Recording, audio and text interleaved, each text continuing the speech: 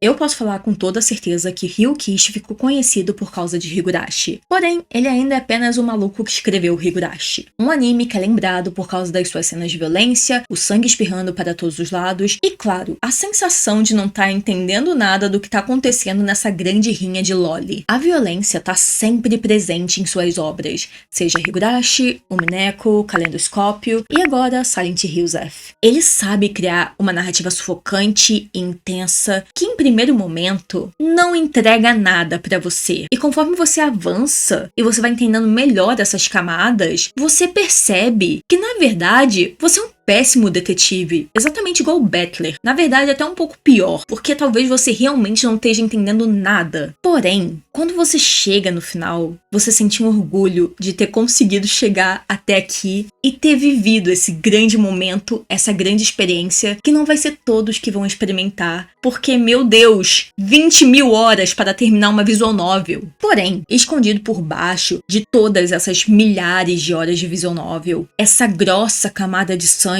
tá algo muito mais assustador e muito mais íntimo, que é a dor feminina. E por isso, esse homem é talvez um dos meus autores favoritos. E, oi, eu sou a Maru, essa meio que é minha zona morta, aquele é o Senhor Raposo, eu imprimi porque a Konami não me deu nada de Silent Hills. Ai, Konami, pelo amor de Deus, como você faz isso comigo? Só porque eu te chamo de pilantra agiota a cada 5 minutos. Não que eu esteja chamando agora. Pelo amor de Deus, Konami. A gente é amigas. Já tem muito tempo que eu quero falar mais sobre Umineko e Higurashi, mas eu não sabia exatamente o que falar sem parecer repetitiva. Tipo, contar de novo a história de Umineko? Já contei. Contar de novo a história de Higurashi? Já contei. Veja esses vídeos, por favor. Você vai gostar, a não ser que você queira jogar o jogo, eu entendo. Mas, no meio de tudo isso, lançou Silent Hills, que eu vou fazer vídeo eventualmente. Eu ainda tô jogando, espera, eu sou devagar, eu sou lentinha. Porém, eu lembrei que existe um ponto em comum em todas essas histórias que eu gosto muito, que é o Sr. Ryukishi, que é simplesmente um dos meus autores favoritos. E eu queria falar um pouco sobre ele em si, mas na verdade não sobre ele em si, e sim sobre a coisa mais fascinante do seu universo, que são as suas personagens femininas. Uma coisa que é tão difícil você ter uma personagem feminina boa, e ele faz parecer tão fácil você ter um elenco inteiro de mulheres super interessantes. O próprio Silent Hills, todas as mulheres são muito interessantes, e tem o Shu, né? Mas ele não é mulher, ele é apenas um homem, então tá tudo certo. Mas tem o Senhor Raposo. Mas, antes de começar um vídeo, só lembrando, se você não é inscrito nesse canal, se inscreve, isso me ajuda bastante. E também curte esse vídeo, manda pra toda a sua família, manda no grupo do Zap da família, a família vai adorar, vai olhar pra você e falar: está desconvidado do Natal deste ano. Quem não quer isso? Pelo amor de Deus, eu sei que você quer isso. Então, faça a sua parte, sabe? Seja desconvidado a partir do meu vídeo. Mas é isso, vamos falar sobre o Sr. Ryukishi, o maior feminista de todos os tempos. Ryukishi, para quem não sabe, é um grande autor de mistérios. Ele seria um autor melhor se ele tivesse um editor para cortar algumas partes de Umineko, como a 1h30 de piada de barco? Seria. Ele seria realmente um grande autor se tivesse alguém para editar um pouco Umineko. Mas, infelizmente, ele não tem. Ele só escreve. Cara, a pena pega fogo na mão dele toda hora, só que às vezes essa pena demora demais para pegar fogo. Ele é um grande autor de mistério, ele consegue criar uma narrativa muito envolvente, ele deixa pequenas pistas a todo momento, ele em nenhum momento tá trapaceando com você. Se você voltar a primeira 1 hora de Umineko e prestar atenção em cada detalhe depois que você já sabe a resposta, você vai ver que tá tudo lá desde o primeiro momento. Desde que eles chegam na ilha, tem pequenas dicas, sempre tem alguém que fala alguma coisa que se você, dá aquela pensadinha, sabe? 1 mais 1, você entende o que tá acontecendo. Então, ele é um autor de mistério muito bom mesmo. Ele sabe o que tá fazendo. Em Higurashi, tem alguns momentos que ele fica um pouco... não sei. Higurashi, eu acho que por ser mais começo de carreira, ele talvez não tivesse tanta noção de para onde iria no final, embora tenha algumas dicas desde o primeiro arco, o que tá acontecendo no final. Mas eu acredito que em Umineko ele já estava muito mais estabelecido a narrativa dele e o que ele queria passar na história. Porém, mesmo ele sendo esse grande autor de mistério, que consegue criar tramas extremamente originais, a partir de coisas meio Não Sobrou Nenhum, de Agatha Christie, ele também é um autor que acerta demais na parte de desenvolver suas personagens femininas, que são extremamente interessantes, intensas e diferentes das outras garotas. Brincadeira, elas são realmente diferentes, mas do ponto positivo. A gente já tá meio acostumado que na cultura pop, diversas narrativas, diversas mídias, a figura feminina ela não é exatamente importante. Ela geralmente é apenas uma mobília para uma figura masculina. Ela tá lá para ser sacrificada, ser vista e ser bonita. Mas em si ela não tem nenhuma profundidade. E... não. Começou a lacração, Maru? Pelo amor de Deus, vai se fuder. Porém, suas dores são fabricadas para você sentir pena, seus sonhos são banais e sua existência é completamente descartável. 2 bons exemplos disso é a Sakura em Naruto e a Misa em Death Note. Ambas não fazem a menor diferença para a trama, mesmo muita gente insistindo que a Misa e a Sakura têm uma relevância. Só que, assim, elas não servem para nada. Se você tirar a Misa e botar a Kiyomi, não altera nada. Se você tirar a Sakura e botar a Hinata, não altera nada. Literalmente vai seguir exatamente a mesma história. Vai ter pequenas variações por causa da personalidade de cada mulher. Porque, nossa, ela é tão intensa, a Misa, ela é tão engraçadinha. E a Kiyomi é tão séria, tão diferente. Mas, assim, se você tirar a Misa em Death Note, a história continua exatamente a mesma. Se você tirar a Sakura, a história continua exatamente a mesma. Mulheres foram feitas nessas narrativas para serem bonitas, intensas e completamente ocas. Elas não têm nada para oferecer. E a gente está realmente acostumados em diversas narrativas que sacrificam por completo a possível narrativa feminina. Existem muitas formas de você explicar esse desinteresse em figuras femininas, principalmente por desconhecer corpos femininos, acreditar que mulher é apenas, ela é bonita e bobinha. Essa é a característica marcante dela e o sonho dela é se casar. Porém, também existe um grande medo de abordar esses corpos femininos, porque o corpo feminino, ele é 100% diferente de um corpo masculino e ele sempre foi uma grande contradição. Ao mesmo tempo que ele é frágil, ele aguenta dores absurdas, assim sendo uma coisa extremamente violenta. E enquanto no mangá, anime, filme, um homem envelhece, fica sábio, gostoso, daddy, uma mulher envelhece, cara, é um atestado de fracasso. Você chegou no fim da sua vida, sabe? Pelo amor de Deus, não é mais Setembro Amarelo. Então você sabe o que tem que fazer. Porque, meu Deus, você não é mais bonita, você não é mais gostosa, você é apenas uma velha. Como você vai continuar viva? Como que eu vou poder te desenhar se você não é mais bonita? Pelo amor de Deus, melhore! E por causa disso, muitos homens não gostam de enxergar mulheres como humanas. Elas são apenas mobília. Elas não existem para nada, além de ser uma grande mobília e... um tipo de narrativa fácil para você chegar em algum lugar ou ter uma comoção barata do público.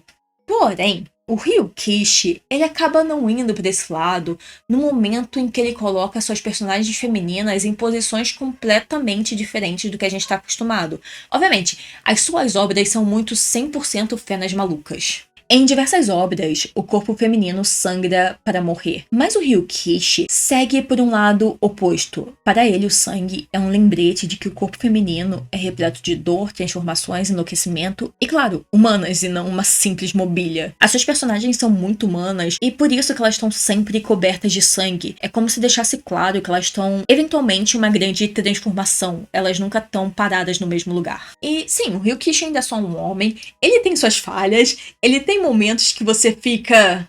Gente, se a polícia eventualmente estiver passando do lado da minha casa, eu vou ser presa. A polícia vai invadir minha casa, falar mãos pro alto. E não vai ter o que eu fazer. Eles vão olhar meu computador e pensar, ela tá vendo mais LOL aqui, ó. Essa risadinha aí, o que é? Deu, policial, eu juro. Elas vão começar a se matar. Elas estão rindo agora, vestidas de gatinho, mas... Eu juro, é um jogo de terror. Não é gatinhos, não é isso que você tá pensando. Mas o policial já te levou, né? Já te deu um pá na cabeça e... Ai, argumentos, né? Infelizmente... Ai, tem muito momento que você fica... Que eu tô lendo, eu quero muito recomendar esse mangá para os meus amigos, mas se eu recomendar, eles vão achar que eu sou uma maluca. Eles vão me chamar... Vão chamar a polícia pra mim, sabe? Eu não posso recomendar isso para qualquer um. Eu tenho que ter um... Cara, se eu arrancar essa página, talvez ninguém perceba. Vão perceber, porque mais pra frente vai ter ela de novo de gatinho. Porra, Yukishi, para com isso. Fica aí no porão da Konami fazendo alguma coisa, tira as roupas de gatinho da Rika e da Rena. Porém, voltando um pouco para o Ryukishi, o motivo dele ter essa visão tão crítica sobre o próprio sistema japonês e diversas coisas, e ter um olhar muito sensível em cima de mulheres, é por causa que ele trabalhou por alguns anos como assistente social. Então, isso fez ele ter uma mudada de mindset, sabe? O mindset mudou dele, porque ele trabalhava ajudando pessoas em situação de vulnerabilidade, desde crianças abusadas, idosos abandonados e mulheres que eram tratadas como lixo por seus maridos e família por causa de coisas de tradição japonesa. E assim, o Japão não é um país muito legal para algumas pessoas, embora, nossa, país dos anime, né? Mas, ai, o Japão, ai, Japão. Por causa dessa vivência, você vê que nas suas obras não possuem monstros de verdade, apenas o grande horror de ser um humano, principalmente se você for uma mulher. Se você olha as suas obras pela primeira vez, como acontece em Higurashi, você vai apenas ver essa grossa camada de sangue e lolis, o que vai ser um pouco assustador.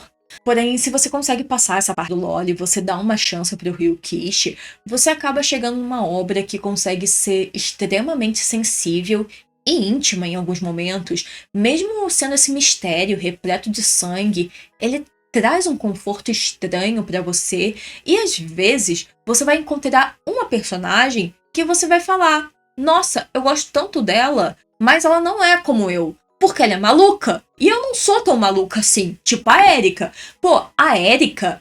Essa menina é como uma prima pra mim, sabe? Tudo que a Erika faz, eu fico... Porra, Erika, parabéns. Muito bom ver você passando no Enem, Erika. Caralho, a Erika é uma prima... Nossa, como eu amo a Erika. A Erika é 100% uma prima que eu tô lá torcendo por ela. Sempre que ela tem uma vitória, eu tô do lado da Erika. Tipo, caralho, Erika, vai lá. É seu momento de brilhar, gata. Porque... vai ter uma personagem que você vai se conectar de uma forma muito estranha. Não porque você se identifica com ela, mas porque ela traz alguma coisa pra você que é completamente novo. Talvez uma coisa que você quisesse ser, alguma coisa que você quer expressar, e você não sabe, porque você não é maluca. Você é uma pessoa completamente normal e medicada. Mas daí você vê uma Erika, pronto. Anos de medicamento jogado fora. Simplesmente você tá lá, tipo... eu acho sim que a Erika tem que vencer, eu acho que ela tem que humilhar o Beckler, eu acho sim que ela tem que matar toda a família Shiromiya. Mesmo ela não sendo assassina em nenhum momento. Mas torci muito. E nessa parte mais íntima do Ryukishi, além dessas personagens que têm um carisma estranho, que você não consegue definir, mas que você se atrai por elas, você acaba enfrentando diversas coisas que raramente você vê em algumas narrativas, principalmente se é escrito por um homem, como a frustração de você ser mãe, o medo de crescer, rivalidade feminina, culpa por algo que você não fez, alguém fez por você ou em você, solidão e, claro, a questão de sexualidade e gênero. Eu acho um pouco injusto que a fama de Higurashi tá como esse anime sangrento, violento e assustador, quando na verdade pra mim Higurashi é um anime extremamente sensível sobre esse ponto de amadurecer, você entender quem você é e, cara, é um anime que tem muitas camadas mesmo, e tem a segunda abertura do anime que, nossa, eu acho que é a abertura mais bonita já feita de tudo. Todas as aberturas que existem, eu acho que essa é a melhor abertura que existe, porque ela se encaixa tão bem com a trama, de uma forma tão delicada. A música é muito bonita. Ela fala sobre você ser uma flor do inferno, que seria essa flor que cresce em um ambiente hostil, sendo banhada por sangue, violência, mas mesmo assim isso não define quem você é. Você pode muito bem sair desse ambiente hostil para florescer em outro lugar. Cara, é uma grande música de gata. Foge daqui. A sua vida pode ser muito mais do que isso. Você não precisa viver nesse inferno. Você é bonita, é gostosa, porque você ainda tá aqui. Então, essa música é muito especial. Eu acho essa música muito bonita. E ela se encaixa muito bem com toda a trama de Higurashi, que é essa grande dor da Rika de conseguir amadurecer. Sendo que ela, desde muito jovem, foi obrigada a amadurecer. E ela, pela primeira vez, não quer isso. Ela quer tentar voltar até a inocência que ela sempre quis ter. Só que ela foi tirada. E eu queria falar um pouco mais de Higurashi, mas eu confesso que depois que eu participei do vídeo do Sub, se inscreva no canal dele, veja o vídeo que eu participei. Eu vou deixar nos comentários. Mas depois que eu participei desse vídeo, eu fiz um pequeno monólogo sobre Higurashi. Eu confesso que eu comecei a pensar num tema de um vídeo para Higurashi, que não seria explicando a linha do tempo, e sim falando sobre esses aspectos que a história aborda, principalmente a narrativa da Rika, de como é um grande... Cara, é uma grande tentativa e erro pra você virar um adulto, e de como isso é uma merda, porque é doloroso. Então, eu confesso que eu tô usando o Ryukishi todo dia. Vai ser muito aquele meme Good Morning Sunshine. Eu indo lá puxar as tetas do Ryukishi. Daí vai ser isso. Então vai ter vídeo também de Higurashi falando um pouco mais, aprofundando a história da parte metáfora e simbolismo de Higurashi. Vem aí, junto com o vídeo de Silent Hills. Vai sair. Calma. Então, como eu quero fazer esse vídeo à parte de Higurashi, eu percebi que esse vídeo, na verdade, é mais uma forma de eu falar de Umineko. Porque eu notei que as melhores mulheres que esse homem já escreveu estão em Umineko. E são 100% as mulheres da família Shiromiya. Que elas são 100% tudo. Elas são intensas, elas são malucas. Não existe defeito nesse grande quarteto de gostosas. Porque a Beato e as demais bruxas, gosto muito, considero da família. Mas agora, a Rosa, a Eva, a Natsui e a Kiri, que mulheres! Cara, é tanta camada em apenas essas 4 mulheres que chega até a ser um pouco... Caralho, Ryukishi! Por quê?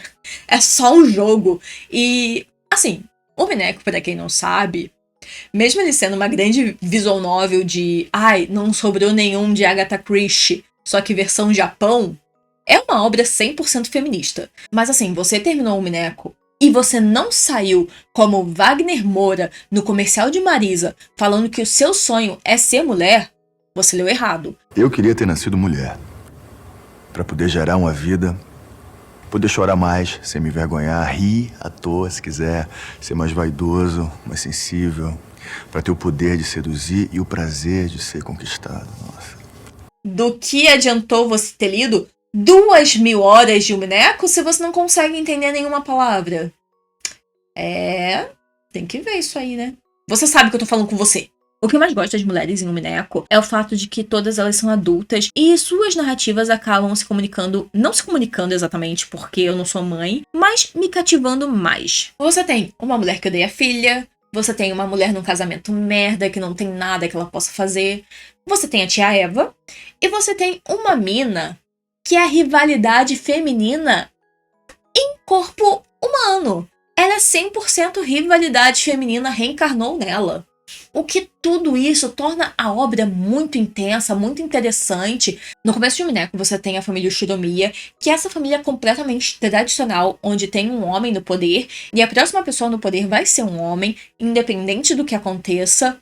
Mas, conforme a história vai avançando, essas mulheres que no começo são apenas sombras, mobílias, elas estão lá apenas para servir o seu marido, elas vão ganhando mais profundidade e seus maridos vão apenas sendo deixados de lado. Você percebe que elas são as verdadeiras personagens principais dessa narrativa, enquanto os homens que são seus acessórios. O próprio Battler, em determinado momento, ele é apenas um acessório da Beato.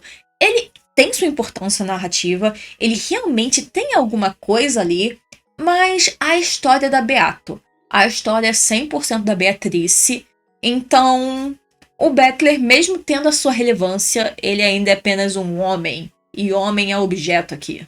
Todas elas são extremamente intensas, todas elas têm um motivo muito grande, todas elas têm uma dor muito específica e eventualmente você vai entendendo o porquê delas serem essas criaturas tão grotescas e monstruosas.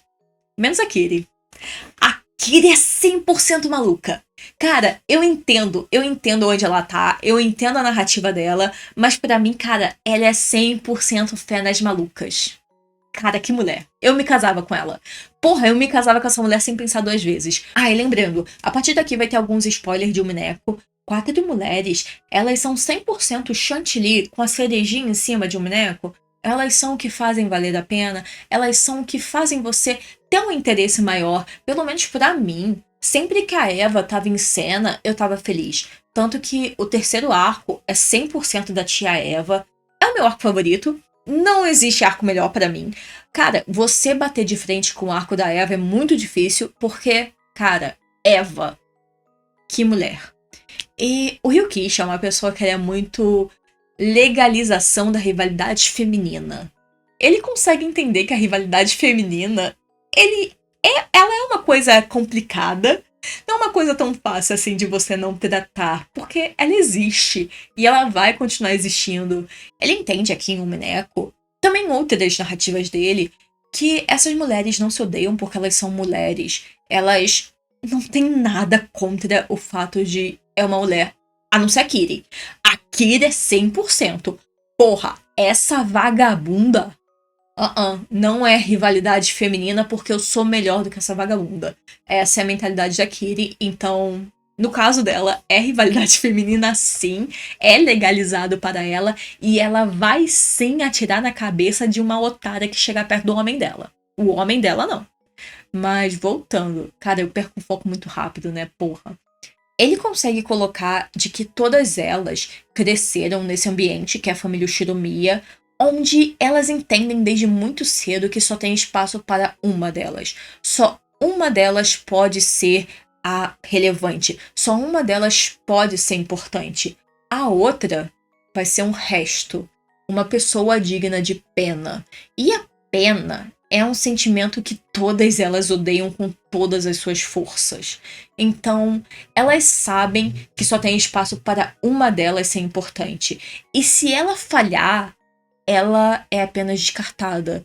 E é com isso que eu chego na minha personagem favorita, que é o motivo desse vídeo existir, que é a tia Eva, que é 100% a melhor personagem já feita.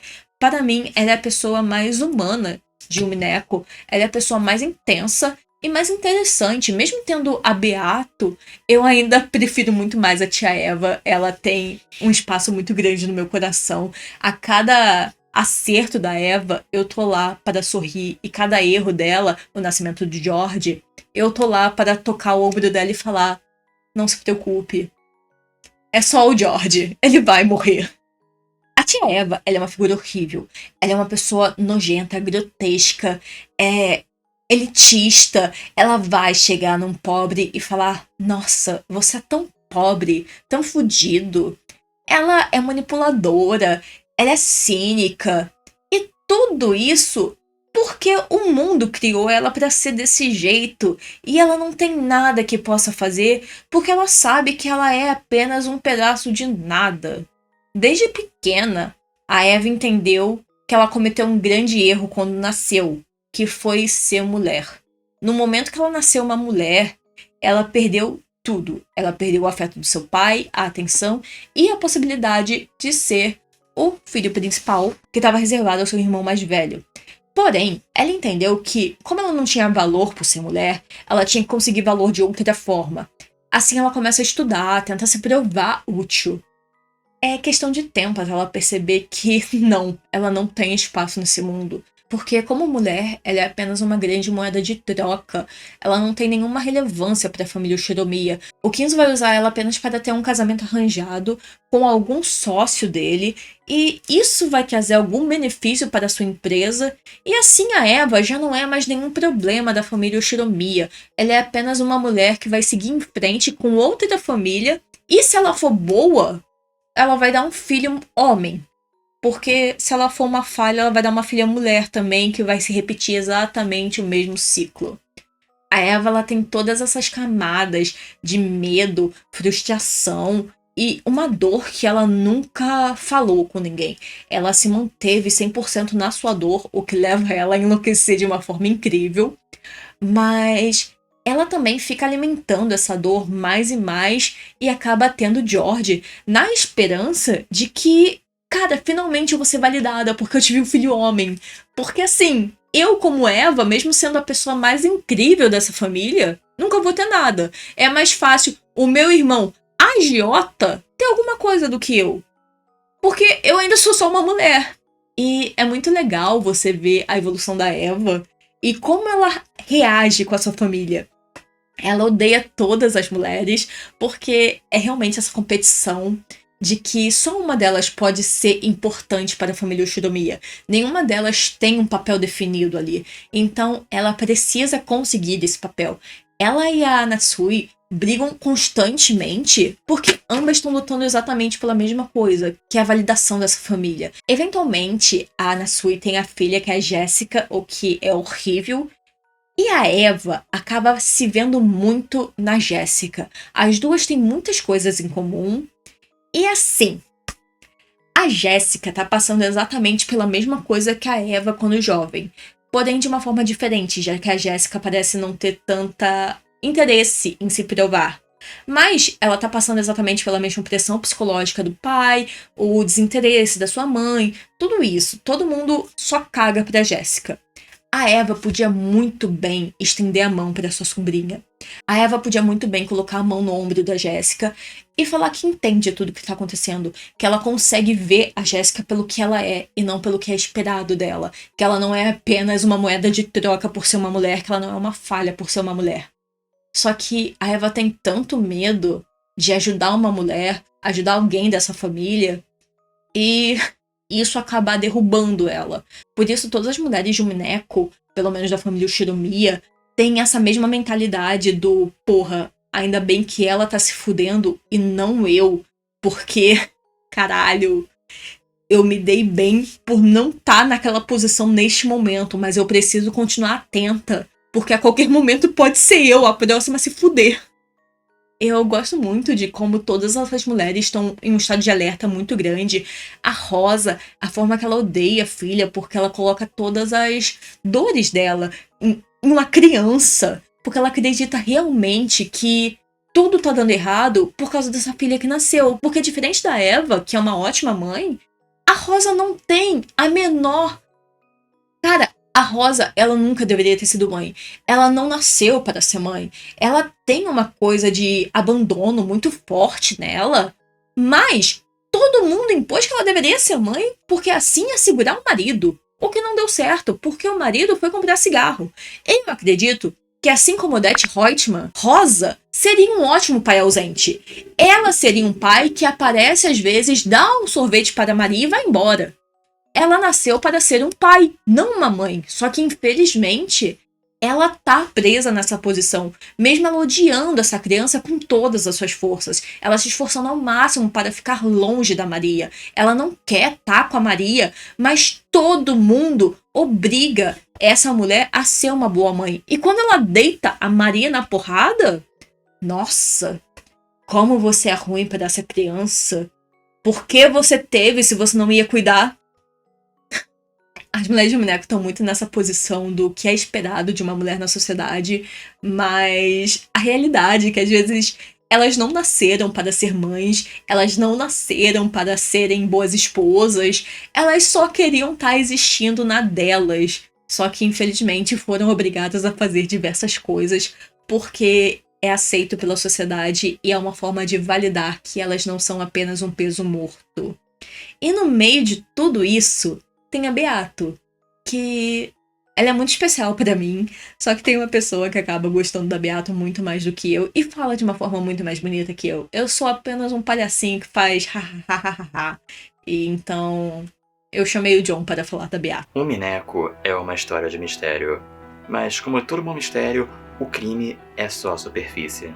Porque o Mineko também é uma história de amor, mas principalmente é a história da bruxa dourada da ilha de Hokenjima, Beatrice. Também é uma história ridícula de longa, porque é o tanto que precisa para desvendarmos o mistério da Beatrice. Porque não se trata só de apontar sua verdadeira identidade e explicar sua motivação. Beatrice é a estrela de Mineko e, no fundo, a protagonista da história, mais até do que o Battler, mesmo que ele seja o nosso ponto de vista mais constante. Mas por isso mesmo, para entendermos a Beatrice, nós precisamos acompanhá-la do olhar do Battler.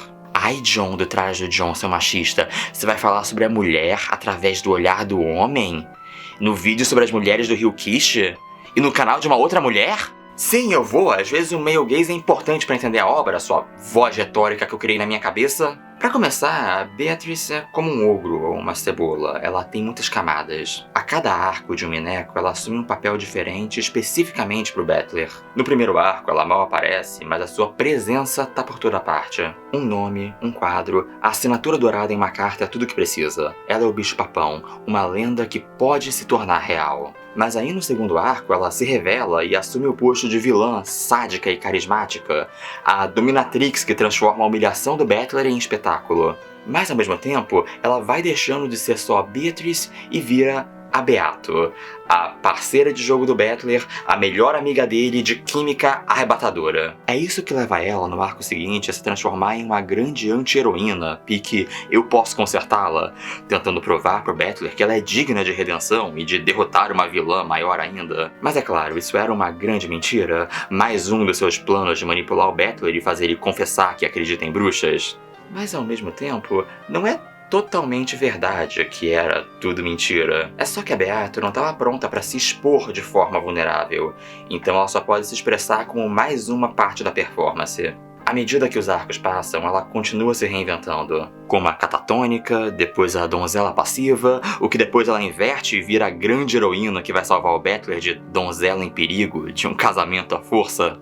Cada camada é uma máscara diferente e cada uma claramente também tem uma conotação erótica fetichista diferente. E esse é exatamente o jeito que a Beato quer que o Battler jogue. E também é exatamente assim que o Battler gosta, mesmo que ele não queira admitir. Mas também, cada uma dessas camadas removidas nos deixa mais perto de descobrirmos quem ela é. Claro que se você leu o Mineko inteiro, todas as 1 milhão de palavras e mais de 100 horas, você sabe que a Beatrice, na verdade, é a Sayo Yasuda, ou a Yasu. A filha ilegítima do Kinzo Shiromiya, com a sua própria filha ilegítima, Beatrice II, que por sua vez é filha da literal fascista italiana Beatrice Castiglione. E como se isso já não fosse suficiente para criar complexos pelo resto da vida, ela foi jogada de um penhasco quando recém-nascida pela nora do Kinzo, a Natsuri, em um surto de ciúmes, mas sobreviveu e foi criada em segredo pelos empregados da mansão como parte deles. A família Shiromiya sempre transforma todas as suas mulheres tanto em vítimas quanto em monstros. É o que aconteceu com a Eva, com a Rosa, com a Natsuri. Só não aconteceu com a Jéssica e a Maria porque elas eram muito novas, mas bem que estavam no processo. E a Yasu é a obra-prima da família,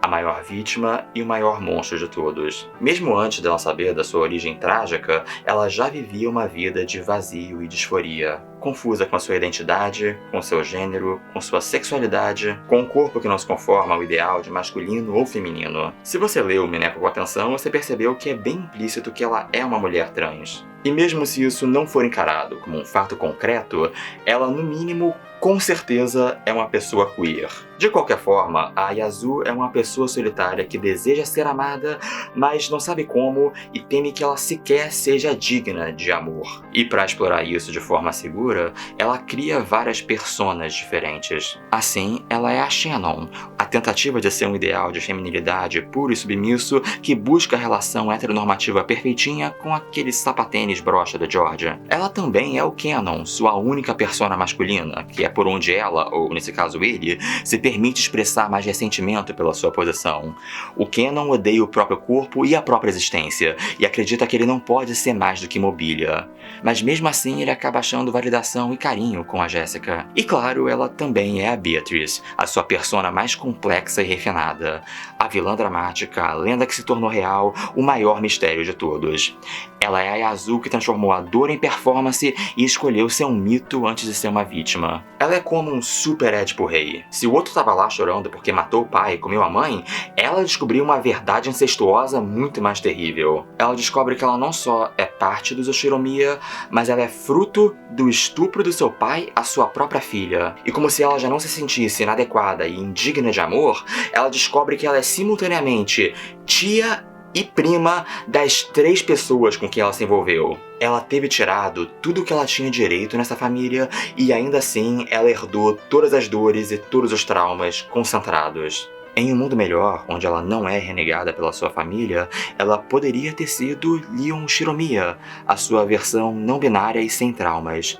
Mas isso é só um fantasma das possibilidades. Então no presente ela vive congelada, sempre dividida entre o amor e a vingança. E já que ela nem pode se vingar do culpado mais direto, porque o fudido do Kinzo simplesmente caiu duro e morreu assim que ele descobriu a verdade, essa revolta é direcionada especialmente contra o Battler. Ela quer se vingar dele por não ter valorizado o primeiro amor e afeto que ela já recebeu, mas ela também quer ajudar ele a se guiar para fora do seu estado de amnésia e trauma depois do massacre de Hokenjima. E para acentuar a contradição, tudo a respeito da figura da Beato também foi criado intencionalmente com uma idealização dos desejos do Battler, o seu primeiro amor. A referência literária mais básica é que Beatrice é a musa da Divina Comédia, que ajuda a guiar Dante até o paraíso. Não há dúvidas que isso é intencional por parte do Ryukishi. Beatrice é a musa do Battler, em todos os sentidos da palavra. E ela gosta de ser a sua musa. E ela gosta de performar. Ela gosta de ser observada, admirada e decifrada,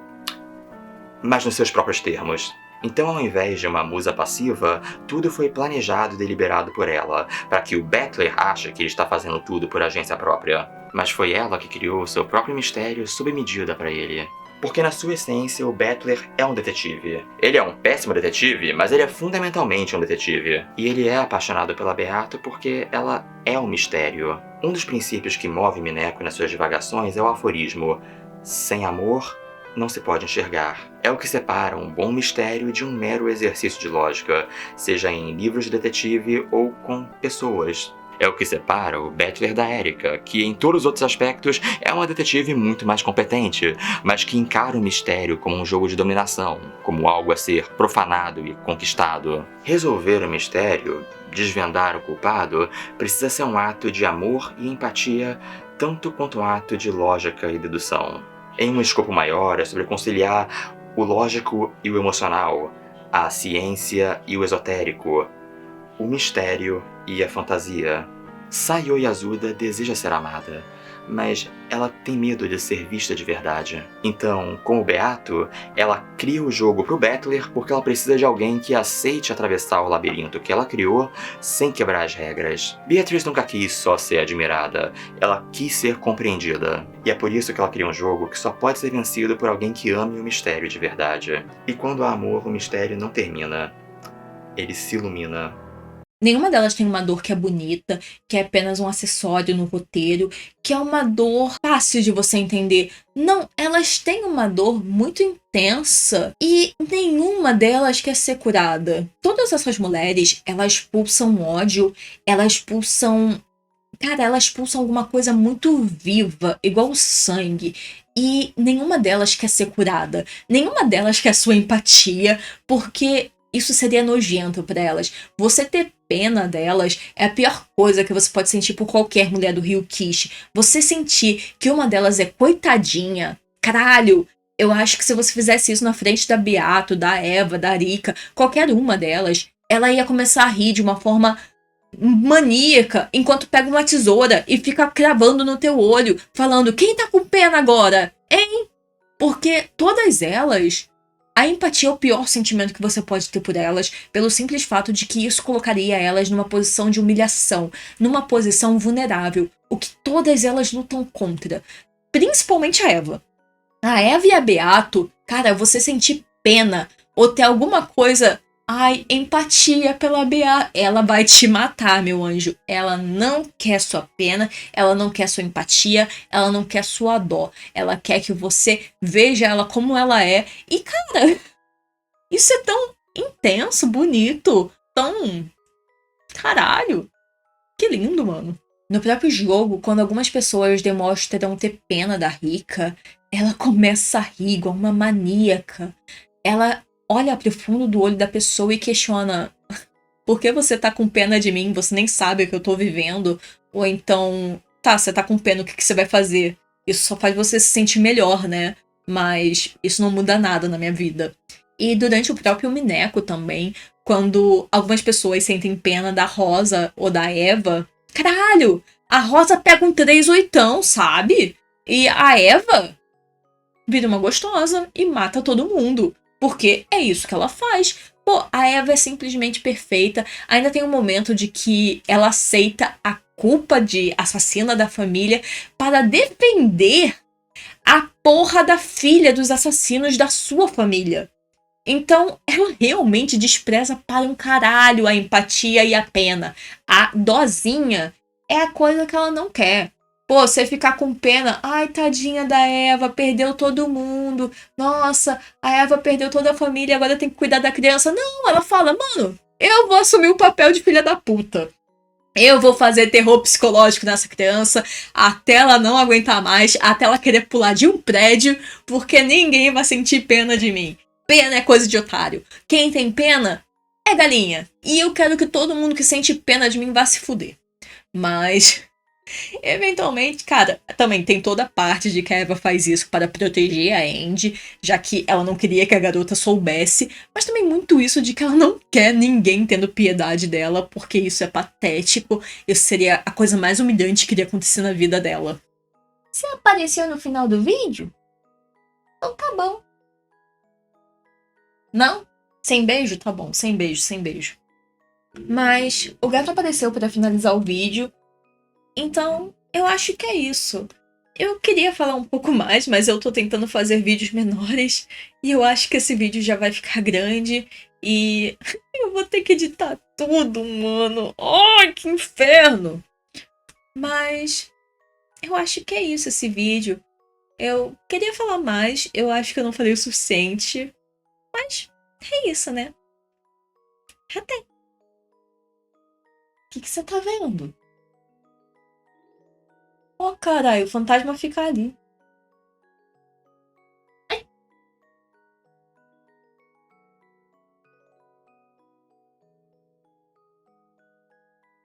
Por que você tá encarando intensamente o lugar que o fantasma fica? Ou se você derrubar o Kaiba, você sabe que eu vou brigar com você? Isso aí, volta a encarar o demônio. O Kaiba. Você pode derrubar o Davi, mas o Kaiba. Nossa, Chive.